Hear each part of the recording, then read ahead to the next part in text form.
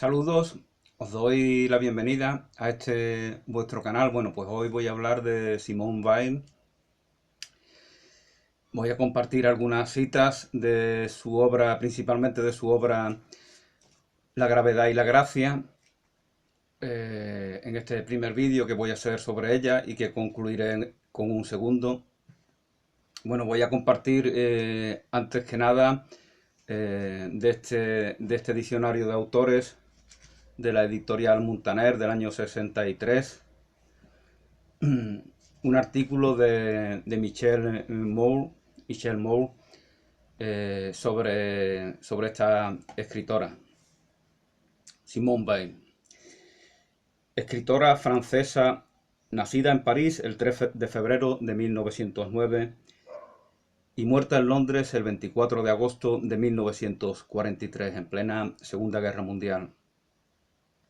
Perteneciente obviamente estaba en el exilio, ¿no? En ese momento estaba su país natal, Francia, ocupada por los nazis.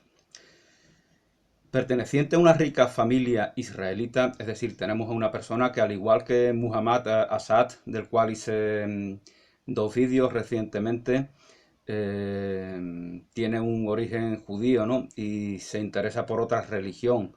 En el caso de Assad, por la musulmana, y en el caso de Simone Weil, por la cristiana, ¿no?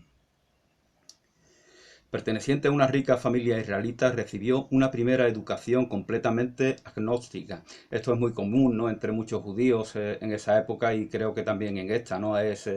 No tienen una atadura fuerte con respecto a su tradición religiosa, ¿no?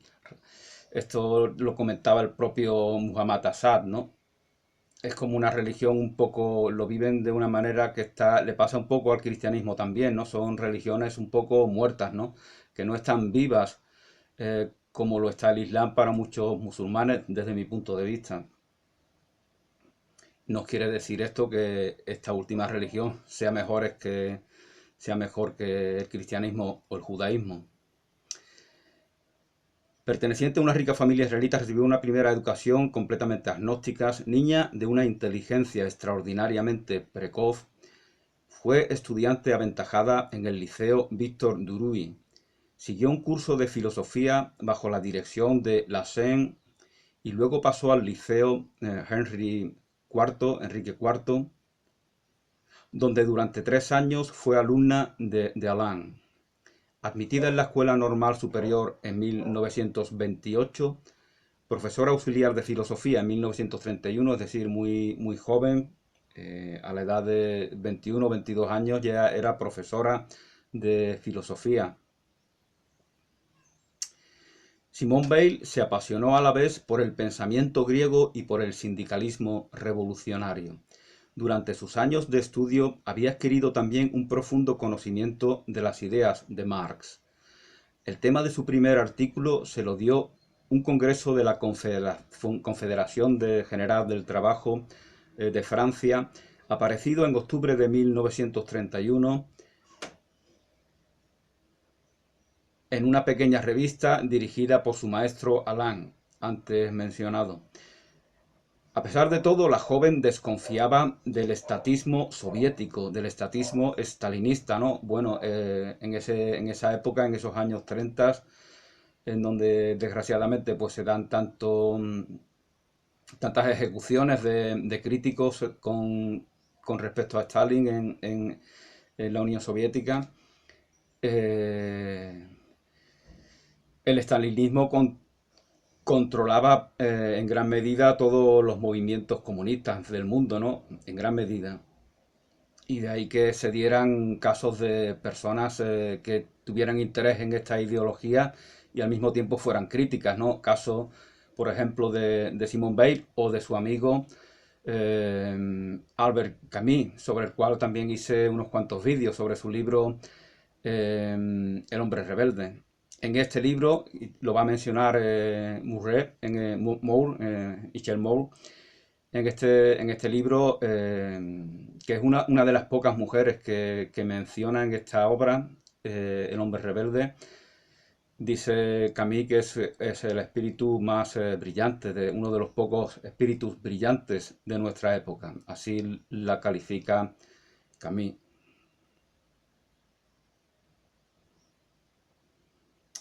Desconfiaba del estatismo soviético y simpatizaba mucho más con los trotskistas, los anarcosindicalistas y los militantes de la revolución proletaria, más que con los comunistas ortodoxos. Bueno, ella conoció a Trotsky, vivió incluso con él, ¿no? Eh, a su paso por Francia cuando huía cuando se exiliaba de la Unión Soviética, de Stalin. Luego de estar allí en Francia, en Le Puy o algo así, vino precisamente aquí, a Cádiz. Vino a Cádiz y de aquí zarpó para México, donde para su desgracia pues ya no regresó, puesto que fue asesinado, como sabemos, por Ramón Mercader.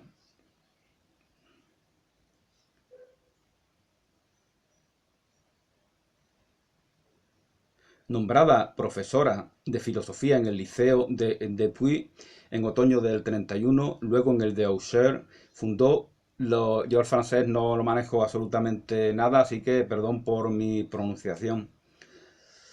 Luego, en el de Auxerre y posteriormente fundó un círculo de estudios al que se dio todo su sueldo, reservándose para vivir 5 francos diarios, que era el subsidio asignado a los obreros sin trabajo de la ciudad. Es decir, ella siempre intentó vivir con lo mínimo, ¿no?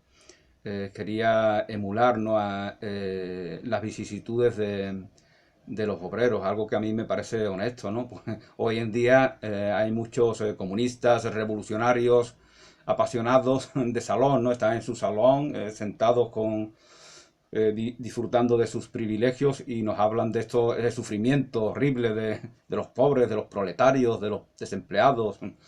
Y ellos están ahí, que no tienen esa mentalidad de que tiene, desde mi punto de vista, lo que hace Simone Weil, de una u otra manera, es lo que deberíamos de hacer todos, ¿no? No puedes estar en solidaridad con los que sufren si no estás presencialmente con ellos. No los puedes comprender, no puedes saber cómo son, qué piensan, qué sienten. Y Simone Weil, pues, sí quiere mojarse en todos sentidos, si quiere comprometerse en todos los ámbitos, en todos los aspectos, si quiere comprender qué hay verdaderamente en esos que padecen tantas injusticias.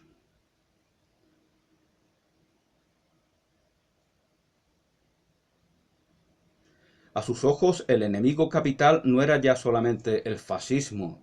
Recordemos que en esa época Mussolini regía su país, Italia, y Hitler estaba a punto de hacerlo en Alemania. También el enemigo, bajo nombres distintos, fascismo, democracia, dictadura del proletariado, lo era el aparato administrativo, policíaco y militar. Simone Weil se orienta pues hacia una solución esencialmente personalista y moral del problema social, como lo atestiguan sus reflexiones sobre las causas de la libertad y de la opresión sociales. Ensayos contemporáneos en el volumen Opresión y Libertad del año 55, ahí es donde se publicaron, es decir, posteriormente a su muerte. Pero un alma de apóstol como era la de Simone Weil, no podía dejar de sufrir por los privilegios y comodidades inherentes a su condición de intelectual.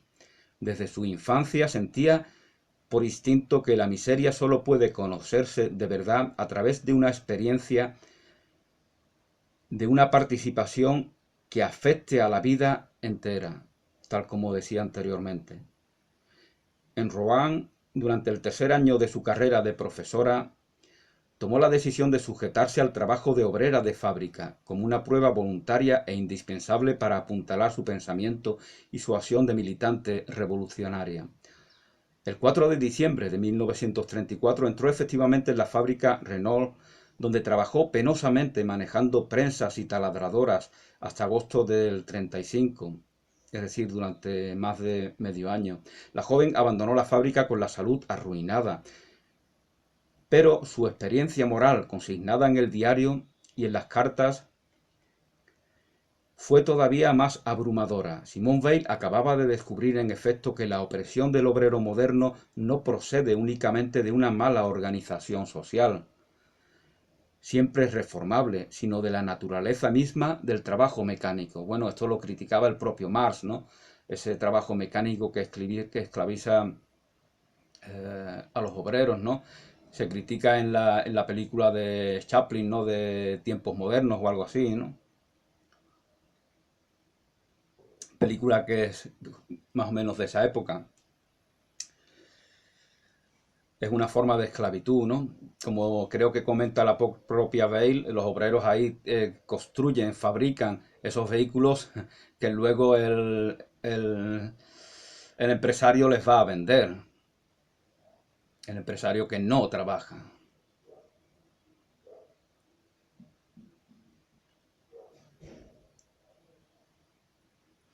Como comentaba, Weil acababa de descubrir en efecto que la opresión del obrero moderno no procede únicamente de una mala organización social siempre reformable, sino de la naturaleza misma del trabajo mecánico, cuya necesidad se impone con todo invenciblemente.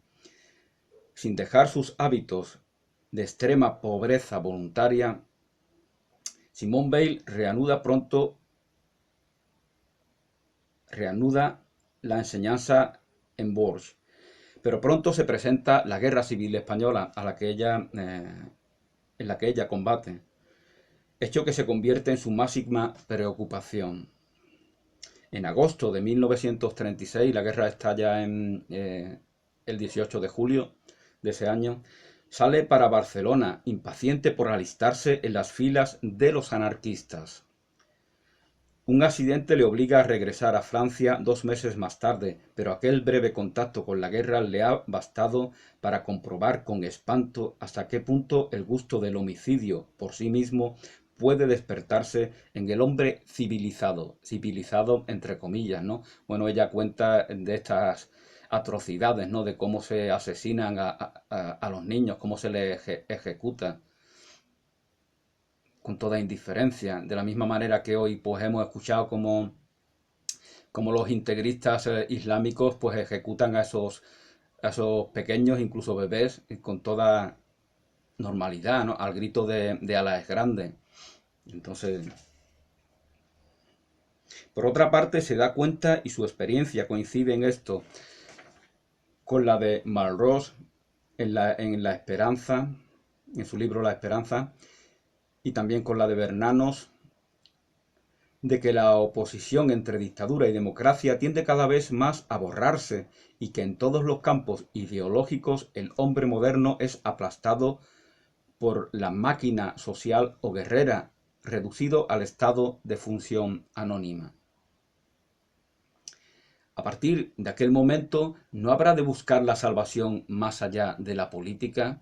Entiende que en las ideologías, en la política, en la dialéctica política no hay una solución para esos problemas sociales, para esos desafíos humanos, para esas injusticias que se dan en el mundo. En la primavera de 1937, durante un viaje a Asís, en Italia, la cuna de Francisco de Asís, al cual ella tanto va a admirar, Simone Weil, por primera vez en su vida, cayó de rodillas ante un crucifijo. Una estancia en Solesmes, o como se diga, durante la Semana Santa del 38 confirmó aquel encuentro brutal con Dios. Cristo en persona descendió y me tomó. Cristo en persona descendió y me tomó, anota la antigua alumna de Alain. El Evangelio se convierte en su libro de cabecera, pero frente a la Iglesia católica, se entiende, atada según ella al sistema capitalista y burgués, es decir, mantiene su actitud crítica contra la jerarquía eclesiástica y nunca la abandona, se mantendrá en una actitud de absoluta reserva. El 13 de junio de 1940, la invasión alemana la obliga a abandonar París, Se refugia en Marsella. Allí, si no me equivoco, es donde... Bueno, vamos a seguir leyendo. Una ley racista, ahí, claro, ella al ser judía, pues está expuesta a la persecución, ¿no? Y a todo lo que van a padecer los judíos en los campos de concentración, donde muchos son ejecutados. Una ley racista la deja pronto en la calle y sin indemnización. Por eso Hitler creaba tantos puestos de trabajo, ¿no? Que algunos neonazis presumen. Evidentemente, si echa del trabajo a millones de judíos y esas plazas se la das a millones de personas que no son judías, pues tú puedes presentar en esa estadística manipulada, porque los judíos no existen, no son personas, son bestias para los nazis, para el régimen nazi. Puedes presentar que la idea de que la estadística de que el paro ha descendido en por lo menos 5 o 6 millones de personas, ¿no? Pero es mentira.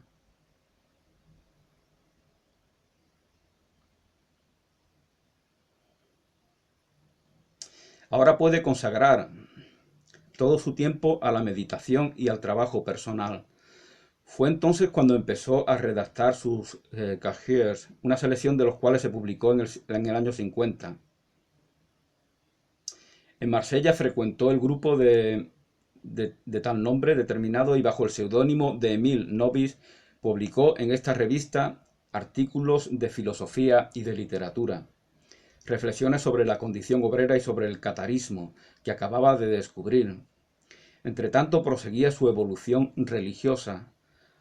Sin embargo, rechaza el bautismo. Ella rechaza el bautismo porque rechaza la iglesia, porque rechaza la jerarquía eclesiástica, la organización de la iglesia de Dios de manera mundana. Como decía José Tissot, francés también, precisamente, la iglesia de Dios es la comunión de los santos y de los ángeles. Eso es la iglesia de Dios. En la medida en la que somos santos, en la medida en la que somos ángeles, si es que en alguna medida lo somos partícipes de la iglesia de Dios. Y como se ve en esa definición, esta iglesia de Dios no tiene nada que ver con ninguna organización mundana que se convierte en un Estado.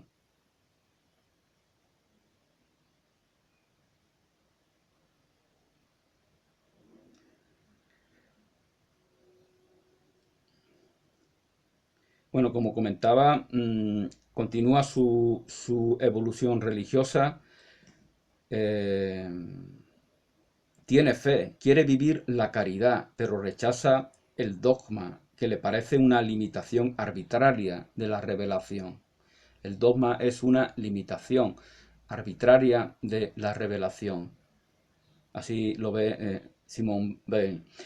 Conviene notar que esta israelita muestra una curiosa, así la llama el autor de este artículo, es francesa, ¿no? Pero su pueblo es el judío, ¿no? Su tradición o la de sus ancestros. Conviene notar que esta mujer muestra una curiosa aversión por el judaísmo. Ya también lo mostraba Muhammad Assad, como comentaba en los vídeos que hice sobre él, ¿no? Cuando Muhammad Assad afirmaba que para él el cristianismo era superior al judaísmo en la medida en la que tenía una visión, una perspectiva eh, universal, ¿no? Para todos los pueblos, para todas las personas, para todas las mujeres y todos los hombres. En cambio, en la religión judía, hebrea, israelita, pues se limita a un determinado pueblo que se ve a sí mismo como el elegido, ¿no? Entonces, por eso Muhammad Assad veía como superior al cristianismo, aunque él eh, evidentemente se decidió por el Islam.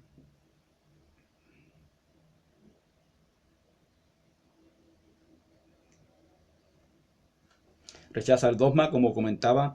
Conviene notar que esta mujer muestra una curiosa aversión por el judaísmo y que sueña en una religión más vasta que interprete a todas las tradiciones religiosas de la humanidad y en primer lugar la tradición griega. como comenta en algunas de sus obras. No parece que Simone Weil diese desde entonces ningún paso de acercamiento a la Iglesia. Por el contrario, en alguno de sus escritos señala un endurecimiento en su rechazo del dogma.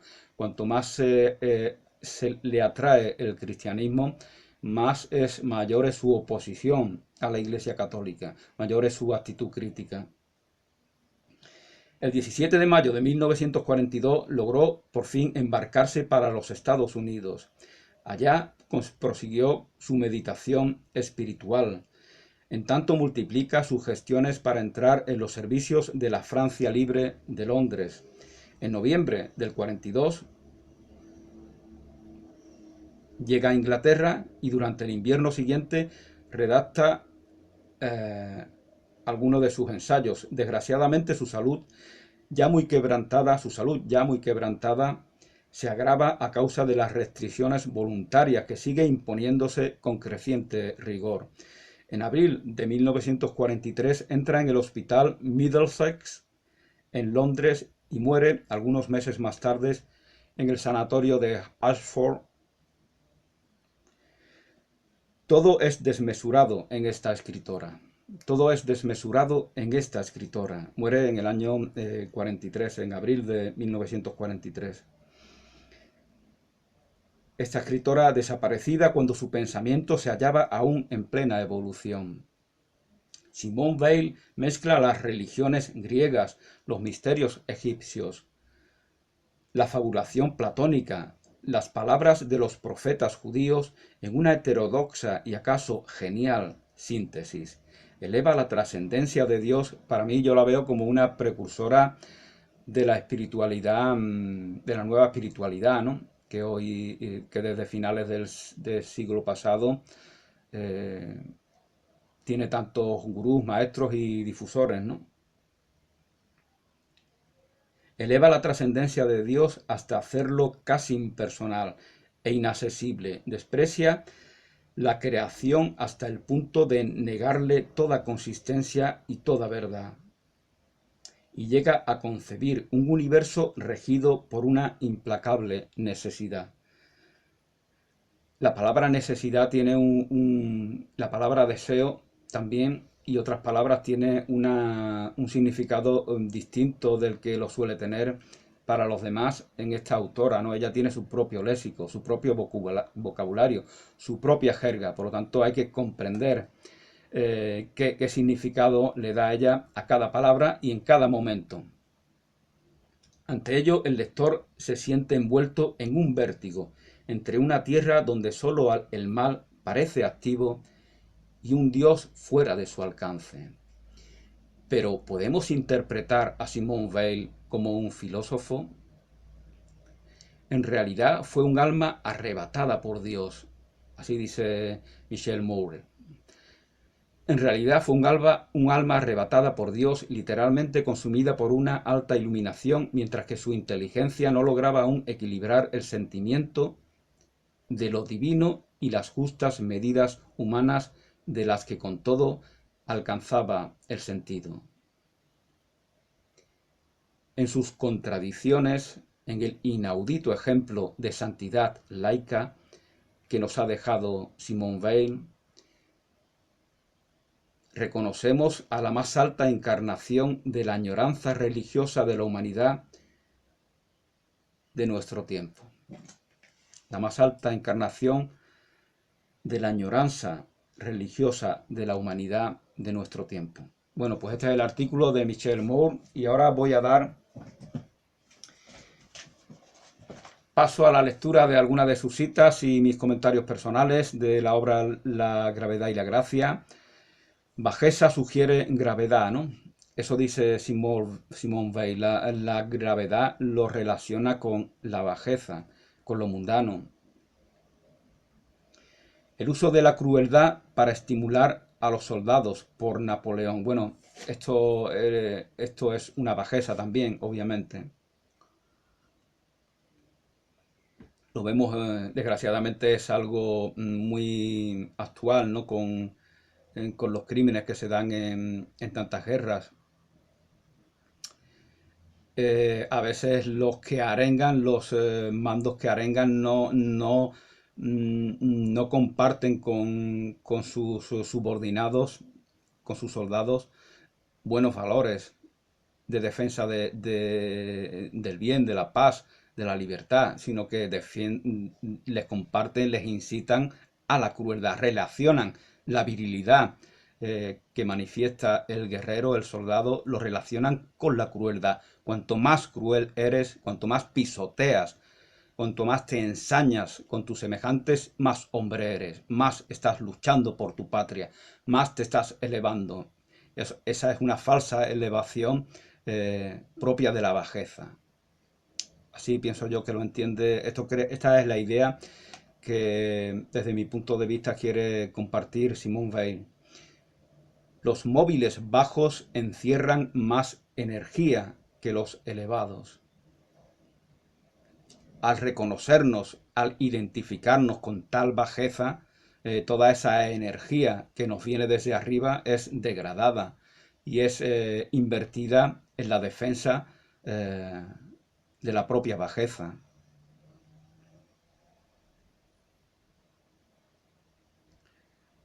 Los móviles bajos encierran más energía que los elevados, porque la elevación es acceder a una energía infinita, verdaderamente. Y es darle su auténtica función, su auténtico propósito a esa energía. Obediencia a la gravedad, el pecado mayor. El pecado mayor es la obediencia. Simone Weil nos habla, por ejemplo, en este libro nos habla un poco, este libro de 50 clásicos espirituales, que es estupendo, pues uno de esos clásicos es precisamente Simone Weil, ¿no? Esta obra es de Tom Butler, Butler Bowdoin, de la editorial Amat, ganador del premio Benjamin Franklin. Entonces nos comenta este autor sobre Weil. Weil hizo la interesante observación que es estúpido creer que podamos desobedecer a Dios. No podemos desobedecer a Dios.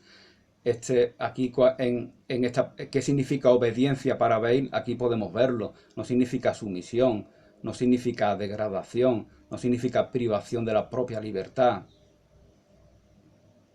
sino que ella entiende que todo obedece a Dios y nosotros somos partícipes de ese todo.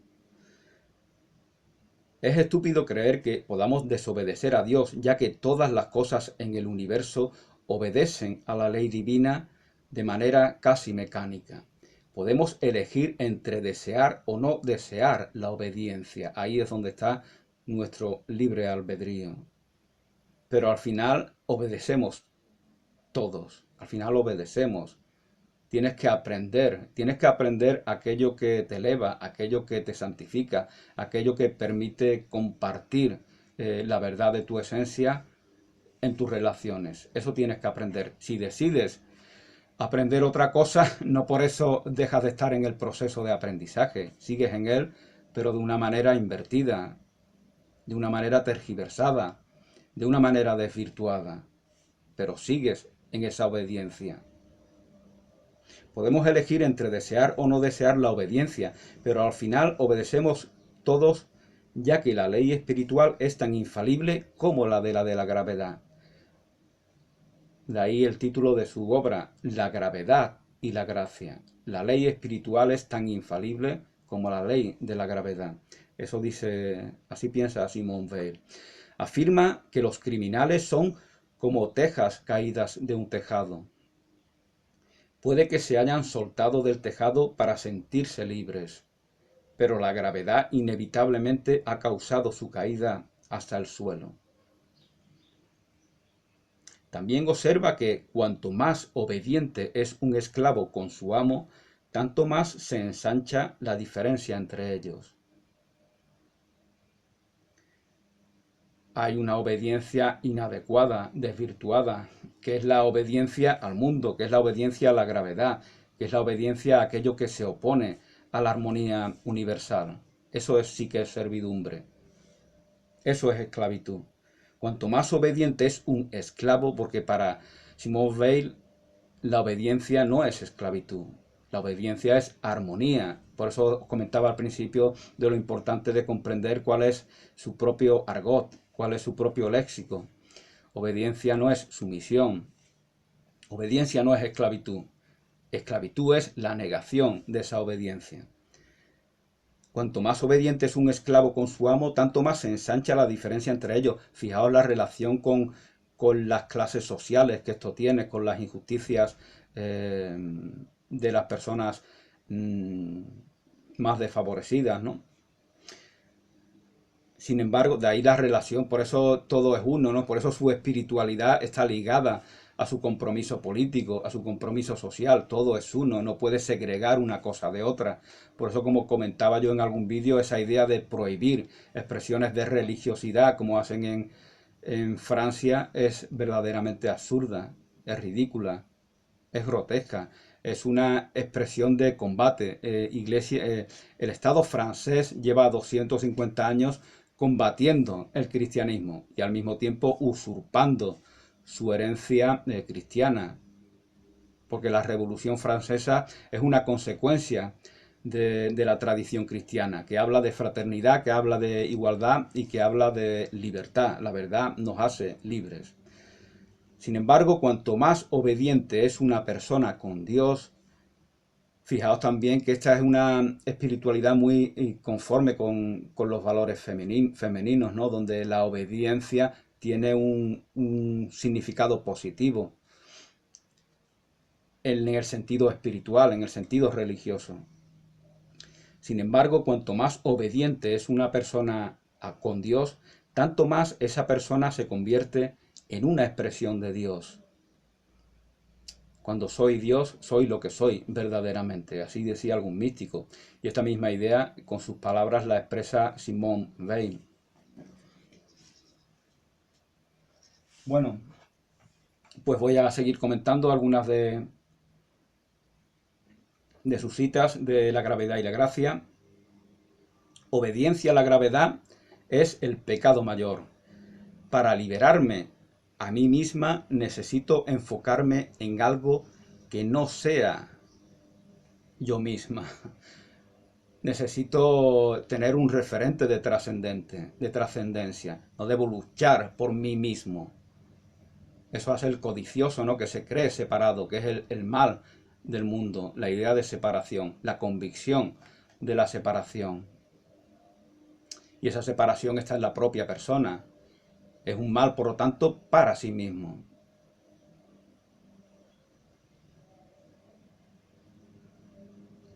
No hay más que un defecto, carecer de la facultad de alimentarse de la luz. Cuando nos sentimos separados, estamos predispuestos a no alimentarnos de la luz, porque estamos en las tinieblas. Y la fe está en la luz. Para tener fe hay que estar en la luz. Por lo tanto, como decía Dostoyevsky, el canalla siempre será un canalla, porque ya se ha arraigado en sí determinados patrones de conducta, determinados arquetipos, están arraigados en su subconsciente y él se siente empoderado manifestando esos patrones que le confrontan con sus semejantes, que le animan a crecer para buscar un beneficio para sí mismo, segregado de la comunidad. Entonces la codicia, el egoísmo se vuelven como algo normal. Se normalizan, se mecanizan.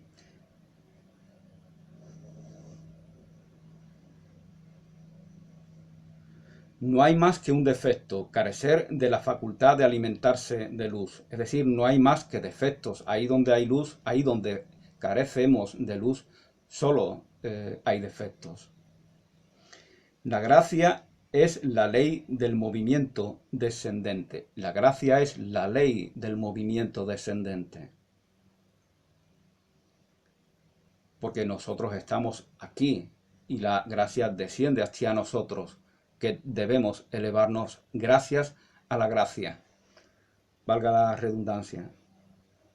La gravedad moral hace que caigamos hacia lo alto. La gravedad moral, fijaos que este cuestionamiento de las leyes de Newton, que por cierto era tan común ya en esa época, gracias a los físicos de la mecánica cuántica, la gravedad moral hace que caigamos hacia lo alto. Esto me recuerda a los éxtasis de Santa Teresa, ¿no? O a ese caminar por las aguas de Jesús, del que se nos habla en los evangelios.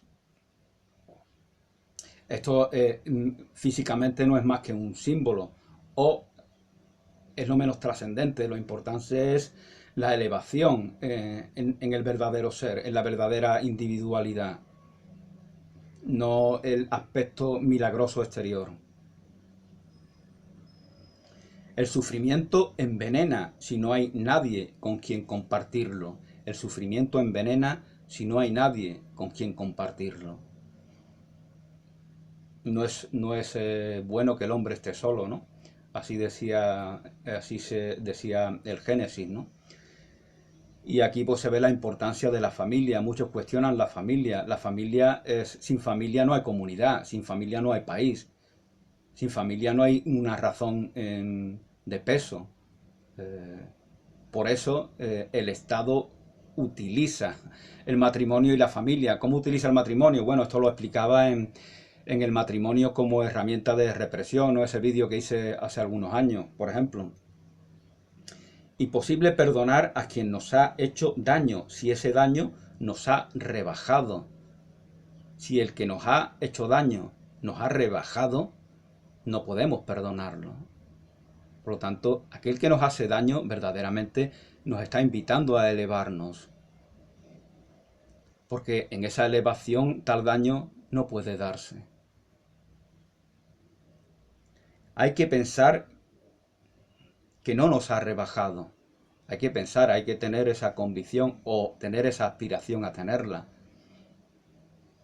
Si alguien nos hace daño es porque tiene un conflicto consigo mismo y lo proyecta hacia nosotros. Por lo tanto, no nos hace daño a nosotros, se hace daño a sí mismo. El deseo de venganza es un deseo de equilibrio. El deseo de venganza en este mundo, mundanamente, bajo esa idea de segregación, de separación, no tenemos equilibrio, no vivimos en armonía. No nos reconocemos en esa obediencia a la cual se refería Simone Weil. El deseo de venganza es un deseo de equilibrio, porque todos los malos deseos, por decirlo así, no son más que buenos deseos desvirtuados. Hay que buscar ese equilibrio en otro nivel. ¿Cuál es la terapia? ¿Cuál es la solución? ¿Cuál es el remedio? Buscar ese equilibrio en el nivel donde verdaderamente podemos encontrarlo, sin expander odio, ataque, violencia. Si no lo buscamos en ese nivel superior, estamos en el nivel de la venganza, del ataque, del odio, de la guerra.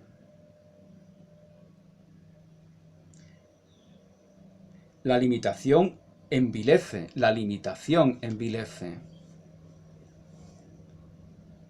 Limitación de energía de procedencia espiritual.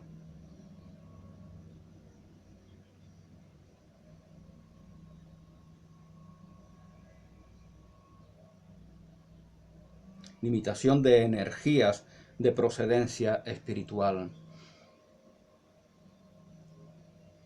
Cuando limitamos estamos especulando de alguna manera. No nos expresamos de manera fluida, asertiva, positiva, expansiva. La limitación en este sentido se refiere a una forma de idea de separación.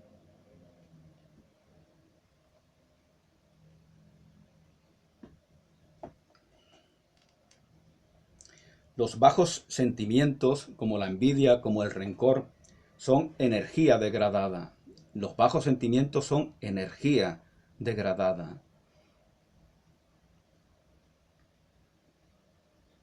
La energía, por lo tanto, procede de Dios, procede de la fuente de vida, procede de la propia vida. Pero, ¿qué hacemos con esa energía? Eso procede de nuestra propia voluntad, de nuestra propia decisión, de nuestro propio libre albedrío. Con un cuchillo puedo hacer una ensalada. Con un cuchillo puedo hacer pues lo que han hecho esos extremistas, ¿no? Con algunos bebés, degollarlos. Por lo tanto, un cuchillo es como esas energías con las cuales podemos hacer mucho bien y con las cuales podemos hacer mucho mal cuando se degradan. Como hablaba la canción de Silvio Rodríguez de las manos, ¿no? Estas son mis manos, las manos para amar, las manos para servir, pero también son las manos de matar. No hay Dios que te obligue a matar. Quien mata lo hace porque Él quiere hacerlo. Dios no es Dios de muertos, Dios es Dios de vida, ¿no? Así dice Jesús. Aceptar que los otros son distintos a las criaturas de nuestra imaginación es imitar la renuncia de Dios. Aceptar que los otros son distintos a las criaturas de nuestra imaginación. La palabra imaginación también tiene un significado particular para Simone Weil. Es algo que generalmente es negativo. La imaginación busca compensar la falta de armonía, la falta de esa obediencia a la fuente divina. Y a través de esa imaginación atribuimos a nuestros semejantes determinados papeles. Y esto es a lo que se refiere. Debemos de dejar de atribuirles esos papeles que le atribuimos a nuestros semejantes en nuestra propia historia personal creada por la imaginación. Aceptar que los otros son distintos a las criaturas de nuestra imaginación. Somos creadores a imagen y semejanza de Dios, pero en este mundo donde impera la ley de la separación, creamos personajes a la imagen y semejanza de esa idea separatista.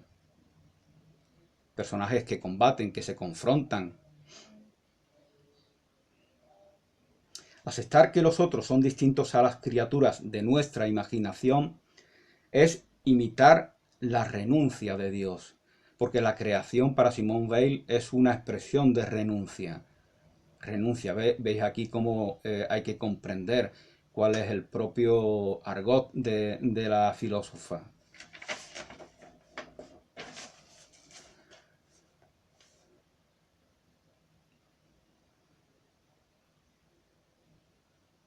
Yo soy distinto de lo que imagino ser. Soy distinto de lo que imagino, imaginación, en el sentido en el que antes os comentaba. Soy distinto de lo que imagino ser. Saberlo es el perdón. Saberlo es el perdón. Fijaos esta palabra que tanto se utiliza, ¿no?, en la nueva espiritualidad. Saber que soy distinto de aquello que imagino ser, eso es el perdón. La gracia solo puede entrar donde hay un vacío para recibirla. Y es esa gracia la que hace ese vacío. Es lo mismo que decía el escritor italiano, ¿no? Que no recuerdo el nombre. La fe está en la luz, pero para abrazar esa fe hay que estar en la luz. Si estamos entre tinieblas, pues en las propias tinieblas creamos nuestras pautas de conducta, nuestros propios paradigmas, nuestros propios arquetipos, nuestros propios antivalores, nuestras propias formas de relacionarnos. Por lo tanto, seguimos ahí. El canalla siempre será un canalla, como decía Dostoyevsky, y se refería a esto. No es una maldición para el canalla, sino es una invitación a comprender que no podemos cambiar su realidad nosotros desde afuera. Porque si lo intentamos, verdaderamente estamos alimentando esa propia realidad invertida, sin ser conscientes de ello. El gran error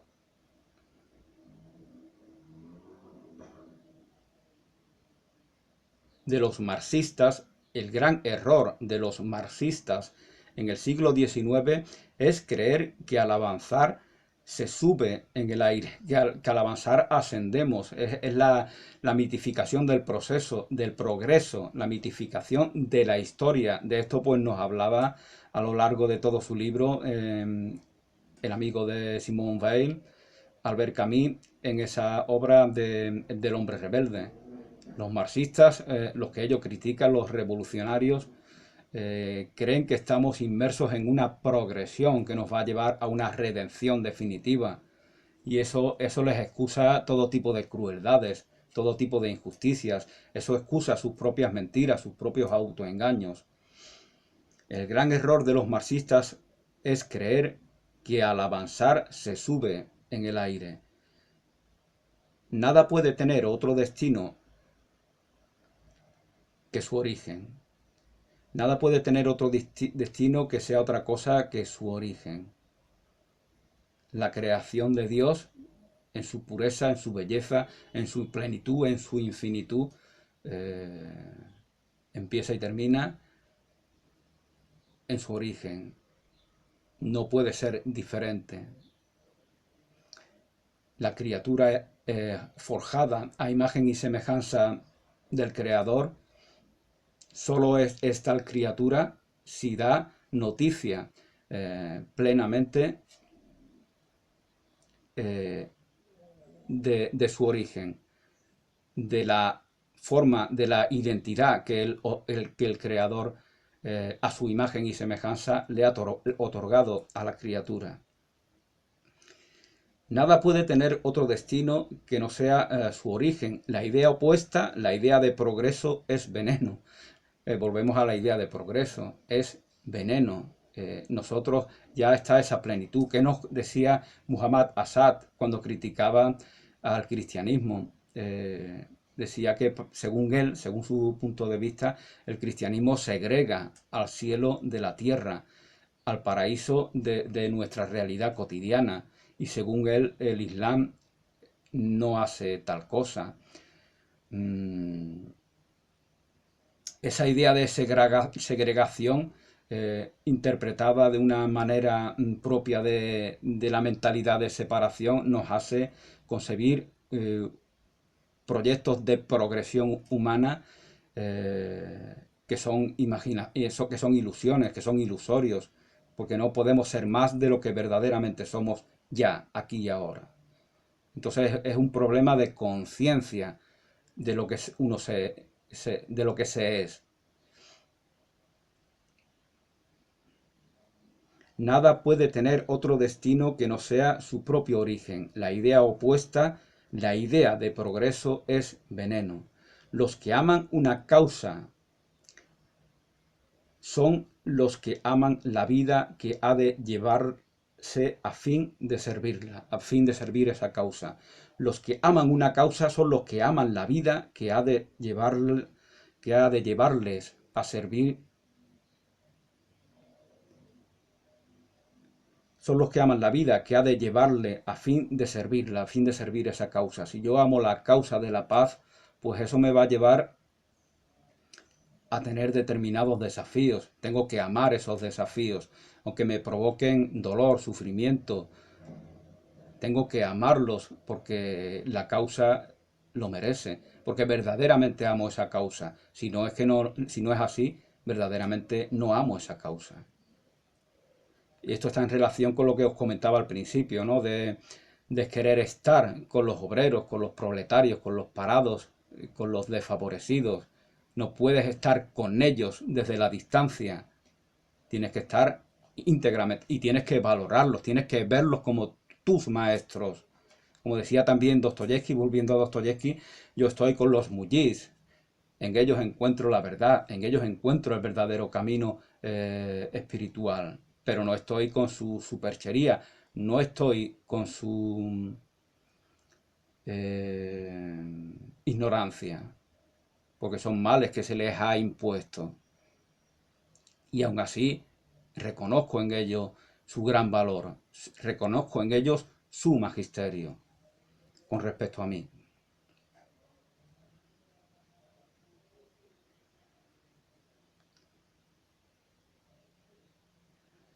En la Iglesia, considerada como un organismo social, los misterios degeneran en creencia, pero Dios no es una creencia. Los misterios son eso ante esos sentimientos que sentimos ante la grandeza de la vida, ante el enigma o los enigmas de la existencia. La Iglesia los convierte en meros dogmas, y eso para Simone Weil es una degeneración, es una blasfemia. Esta etiqueta la pongo yo.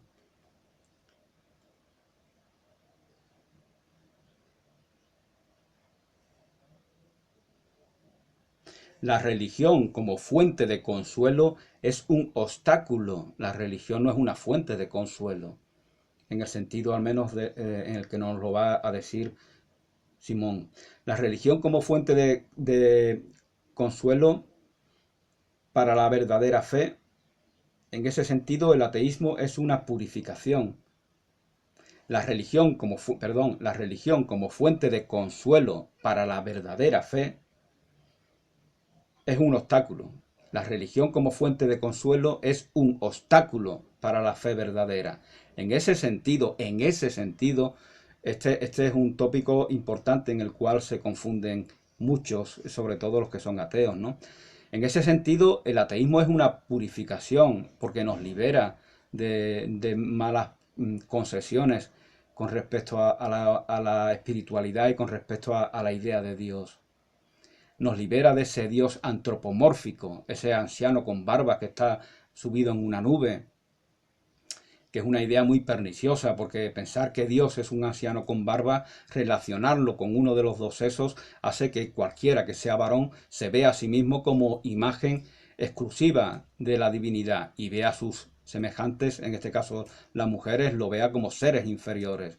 Concebir a un Dios como un varón, como un anciano, es despreciar todos los aspectos femeninos de la condición humana y por lo tanto despreciar a aquellas que los manifiestan de manera más explícita, que son las mujeres.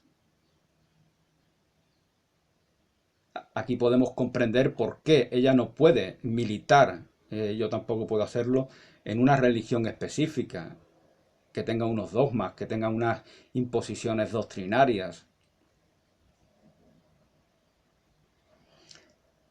La creación es simultáneamente un acto de generosidad y de renuncia. Renunciar a todo que no desee la gracia y no desear la gracia. A eso debemos aspirar, a renunciar a todo aquello que no desea la gracia y al mismo tiempo no desearla. Bueno, esto es muy común en la tradición oriental, ¿no? De decir, debemos desear la liberación, pero llega un momento en que debemos no desear el deseo de liberación. El amor no es consuelo, es luz. El amor no es consuelo, no debemos buscar consuelo. En cada momento puntualmente, cuando algo nos contraría, es humano que busquemos un desahogo.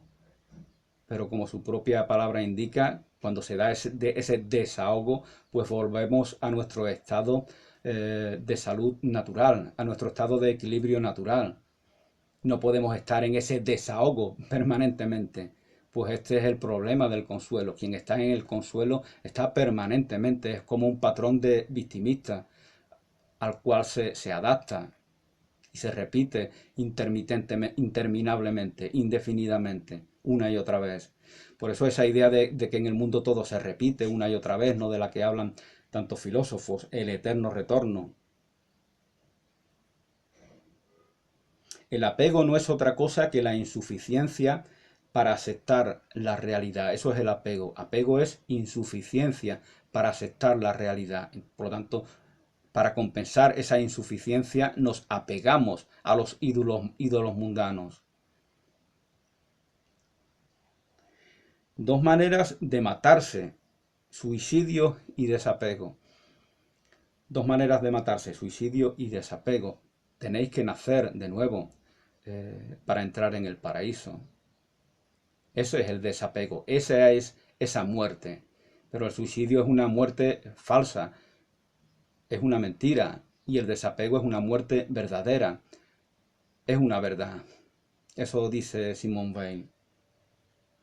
Si se ama a Dios pensando que no existe, Él hará manifiesta su existencia. Si amamos a Dios desapegados de la propia idea de Dios, de la propia creencia de Dios, Dios se manifiesta en toda su grandeza, en toda su belleza, en toda su inmensidad.